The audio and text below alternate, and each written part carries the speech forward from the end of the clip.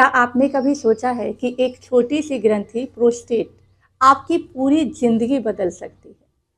40 की उम्र के बाद लगभग हर पुरुष में एक डर होता है कि कहीं उन्हें प्रोस्टेट की समस्या न हो जाए। और जैसे ही पेशाब रुक रुक कर आने की समस्या होती है, पेशाब बार बार आने की समस्या होती है, वीर्य का जब उत्पादन होता है और पेन होता है, या आपको कई बार पेशाब बूंद बूंद करके आने लगता है, करने के बाद बहुत देर तक आप देखते हैं कि ड्रॉपिंग आपका होने लगता है, तो मन में एक डर बन जाता है कि कहीं ये कैंसर के लक्षण तो नहीं है, कहीं मेरा प्रोस्टेट ग्लैंड जो बढ़ रहा है उसमें कुछ बहुत आकस्मिक घटना तो नहीं घटने वाली है।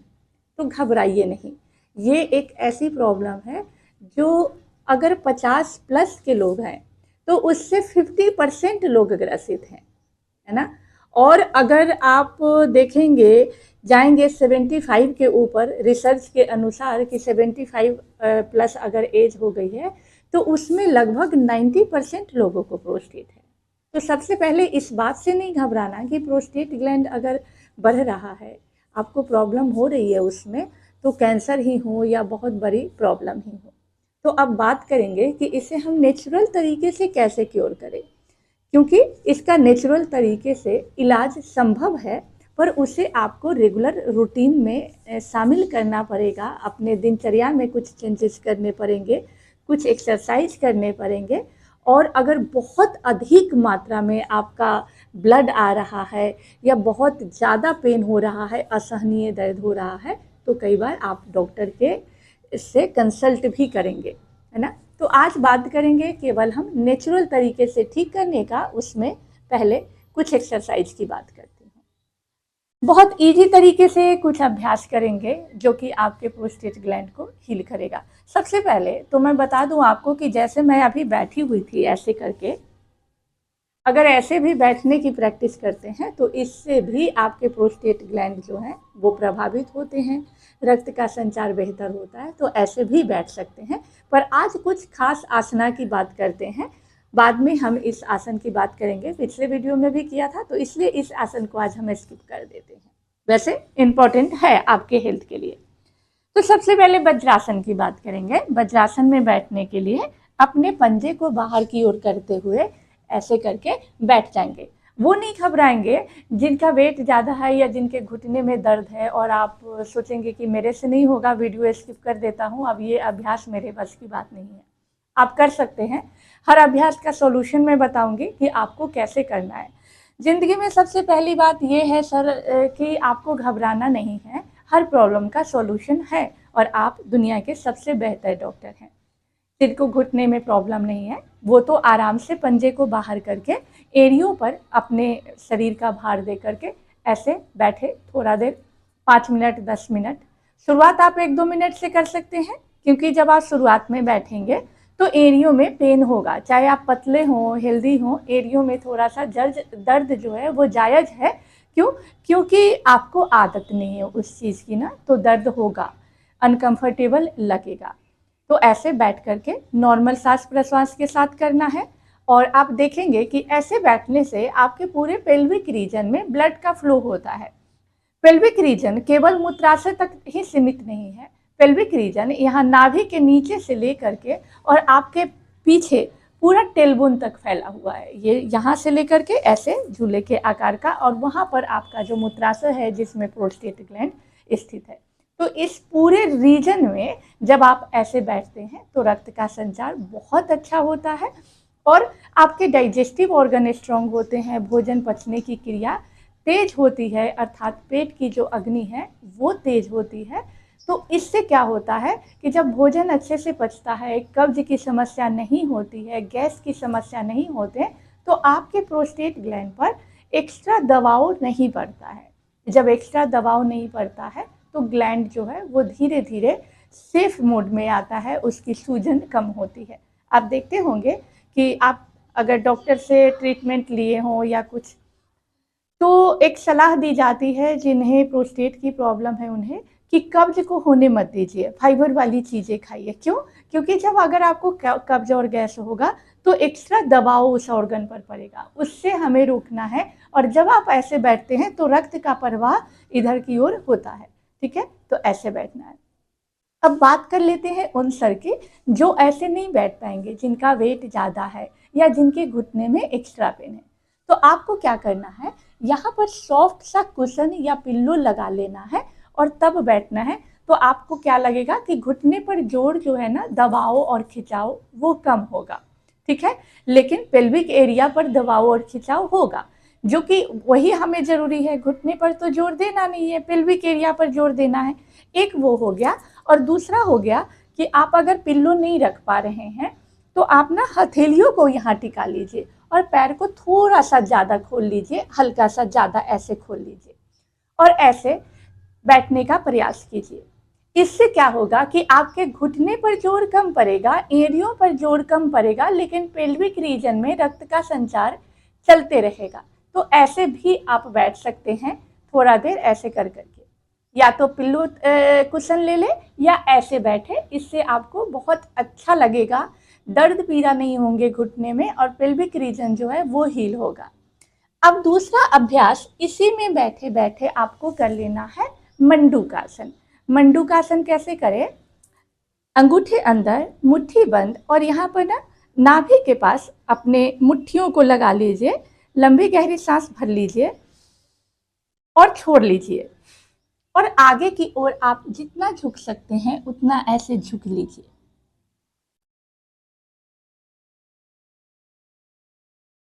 इससे पूरा पाचन अंग जो है उत्तेजित होता है। इंसुलिन हमारा जो इम्बैलेंस होता है वो बैलेंस होता है, पेट की अग्नि अच्छी होती है और पेल्विक रीजन की ओर रक्त का प्रवाह बेहतर होता है, जिससे आपके वो ऑर्गन जो हैं वो स्वस्थ होते हैं। इसका दूसरा पार्ट, हथेली को यहाँ पर लगा लीजिए, बाएं हाथ की हथेली को, उस पर दाहिने हाथ की हथेली रख लीजिए नाभि के पास, और फिर से लंबी गहरी सांस भर करके छोड़िए और ऐसे आगे की ओर झुकिए। इस दबाव की वजह से और कहाँ पर आपको कुछ फील हो रहा है, दबाव खिंचाव, उसे फील कीजिए। शुरुआत में 1-2 बार भी इस अभ्यास को करते हैं, किसी भी अभ्यास को, या 1-2 मिनट, तो भी आपके लिए लाभकारी होगा। घबराएं नहीं। अगर बिल्कुल ऐसे नहीं बैठा जा रहा है तो आप पैर को सीधा करके दंडासन में भी बैठ करके इस अभ्यास को करने का प्रयास कर सकते हैं। जैसे कि मैं बता दूं आपको कि ऐसे भी पैर को खोल करके अगर आप बिल्कुल नहीं कर पाते हैं तो ऐसे थोड़ा सा झुकने का प्रयास कीजिए ऐसे। इससे भी आप देखेंगे कि पेल्विक रीजन पर दबाव उत्पन्न हो रहा है या टेलबोन के पास खिंचाव उत्पन्न हो रहा है, तो ये सारे रीजन जो हैं आपके वो हील होंगे। तो इसीलिए आपको सॉल्यूशन निकालना है, घबराना नहीं है। अगला अभ्यास में ना ऐसे बैठ जाइए, इसको बोलते हैं कैट काउ पोज। ये आपका जो बॉडी है ये बिल्कुल स्ट्रेट रहेगा, हथेलियां ऐसे रहेंगी, ठीक है। अब आपको क्या करना है, सांस भरते हुए ये जो टेलबोन वाला पोर्शन है इसको ऐसे पुश करते हुए ऊपर की ओर ऐसे आना है।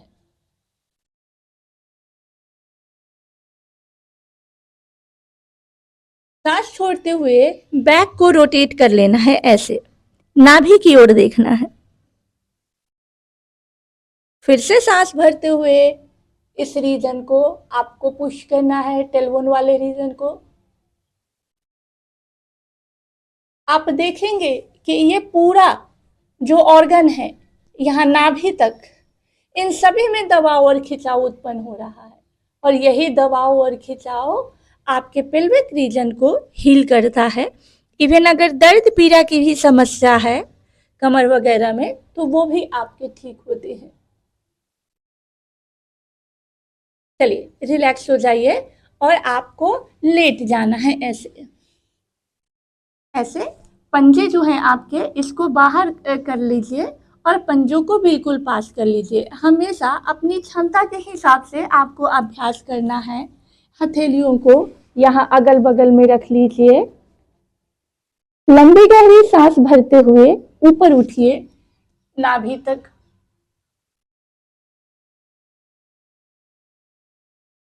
इस अभ्यास को करने से भी आपके पूरे जो डाइजेस्टिव ऑर्गन है या पेल्विक एरिया उस तरफ ब्लड का फ्लो होता है, जिससे डाइजेस्टिव ऑर्गन स्वस्थ होते हैं, कोर मसल से स्ट्रांग होते हैं और पेल्विक रीजन में रक्त का संचार होता है।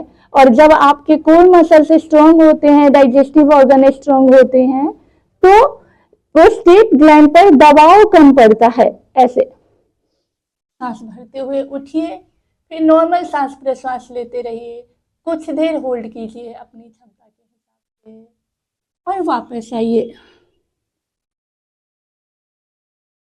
अगेन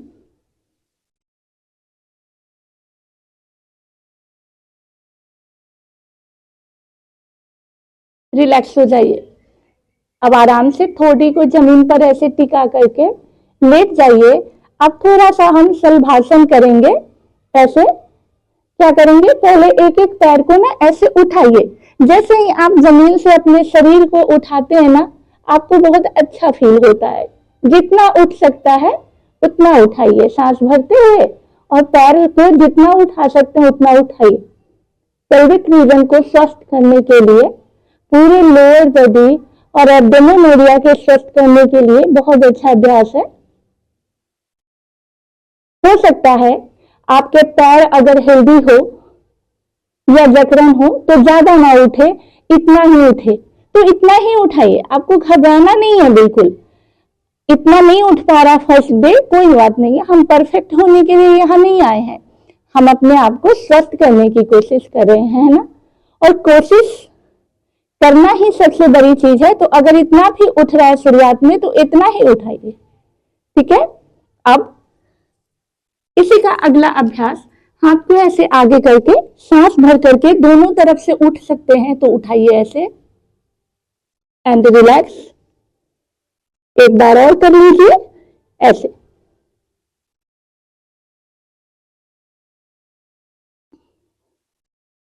अब आपको पीठ के बल आ जाना है ऐसे, और थोड़ा सा नौकासन कर लेना है। ये सभी आसन इजी है, शुरुआत में आपको थोड़ा सा कठिनाई हो सकता है। ऐसे रखिए, सांस भरते हुए अपने से उठाइए, अपर बॉडी को भी और लोअर बॉडी को भी। ये भी पूरे, खास करके आपके जो पेल्विक रीजन यहाँ से लेकर के यहाँ तक में आते हैं, उसी पर दबाव उत्पन्न कर रहा है। तो ये ऑर्गन जरूर आपके स्वस्थ होंगे। और ये सारे जो आसना हैं या जो मैं तरीका बताती हूँ वो साइंटिफिकली प्रूफन है, आप करके देखें। जो भी आप कंफर्टेबल हो अभ्यास वो कर सकते हैं। एक दो अभ्यास ज़्यादा टफ लगे तो आप छोड़ सकते हैं। जब सारे अभ्यास हो जाए तो शरीर को ढीला छोड़ दीजिए और थोड़ी देर आप शवासन में लेटे रहिए। एनर्जी जो आपने स्टोर किया है उसे फील कीजिए, पूरे शरीर में उस एनर्जी का फ्लो होते हुए देखिए।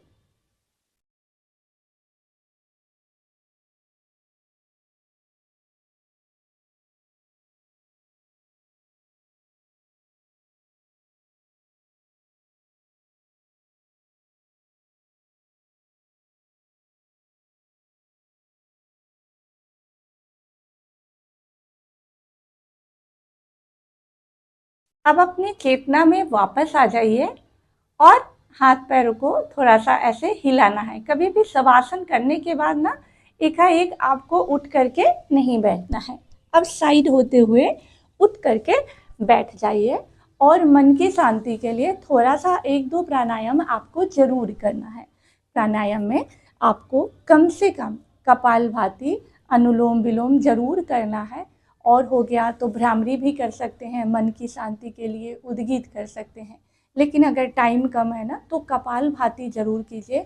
कपालभाति से भी आपके डाइजेस्टिव ऑर्गन पूरे स्ट्रांग होते हैं, इंटरनली क्लीन होते हैं और पेल्विक रीजन में रक्त का संचार बहुत बढ़ता है, क्योंकि इसमें पेट और नाभि के आसपास का जो रीजन है वो पूरी तरह से सक्रिय होता है।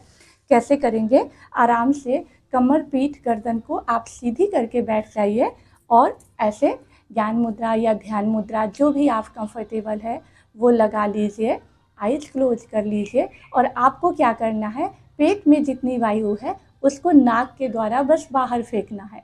लेने पर ध्यान केंद्रित करना ही नहीं है, बस छोड़ने पर ध्यान केंद्रित करना है। लेना आपका स्वतः हो जाएगा ऐसे।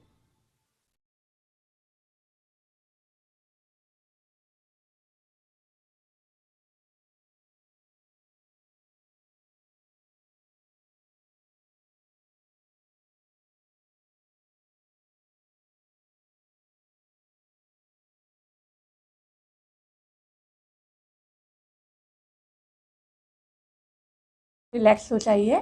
ऐसा आपको कम से कम 4-5 मिनट करना है, ठीक है ना। शुरुआत 2-3 मिनट से करके 4-5 मिनट ज़रूर अपने लिए समय निकालेंगे। ये आपके पेल्विक रीजन के लिए या डाइजेस्टिव ऑर्गन को हील करने के लिए बहुत अच्छा अभ्यास है। अनुलोम विलोम करने के लिए आपके जो दाहिने हाथ है, यहाँ से नासिका मुद्रा बना लीजिए, दोनों उंगलियों को मोड़ करके दाहिने नाक को बंद कीजिए, बाएं से सांस भरिए। सांस भरने के समय पॉजिटिव विचार रखिए। अब बाएं को बंद करके लिए गए सांस को दाहिने से छोड़िए। छोड़ते समय जहाँ भी आपके प्रॉब्लम है वहाँ ध्यान केंद्रित करिए और विचार लाइए कि सारे प्रॉब्लम को आप सांस छोड़ने के साथ बाहर फेंक रहे हैं। फिर से सांस भरिए और बाएं से छोड़ दीजिए। ये आपका एक चक्र पूरा होता है और इसी तरह से आपको कुछ मिनट, जितना आपके पास टाइम और एनर्जी है, अभ्यास करना है। ध्यान ये रखना है कि हमेशा दाहिने हाथ का प्रयोग करिए नाक को बंद करने के लिए, और दूसरा कि बाएं से ही शुरू करना है चक्र को और बाएं से ही ख़त्म करते हैं, तभी हमारा वो चक्र कंप्लीट होता है। कभी भी हड़बड़ा करके कोई बोलता है कुछ, तो आपको कहीं से भी नहीं छोड़ देना कि आप दाहिने से सांस भर के आप छोड़ दिए, नहीं। चक्र को कंप्लीट करने के बाद ही आप उठें। नहीं तो ऐसे कई बार क्या होता है ना, हेडेक वगैरह की समस्या हो जाती है कई लोगों में, तो इस चीज़ का आपको ख्याल रखना है। साथ के साथ आपको अपने लाइफ़स्टाइल में भी बहुत सारे चेंजेस करने हैं, भोजन की थाली में चेंजेस करने हैं। उस पर मैं नेक्स्ट वीडियो लेकर के आऊँगी, क्योंकि ये वीडियो जो है बहुत लंबा हो जाएगा। एंड जो भी अभ्यास आपको ईज़ी लगे उसे कर सकते हैं। मैं कोशिश करूँगी कि सप्ताह में 1 दिन या 10 दिन में 1 दिन मैं इस प्रॉब्लम पर वीडियोज़ लेकर के आती रहूँ, ताकि आपको लाभ मिल सके। राधे राधे, जय श्री कृष्णा, बाय बाय।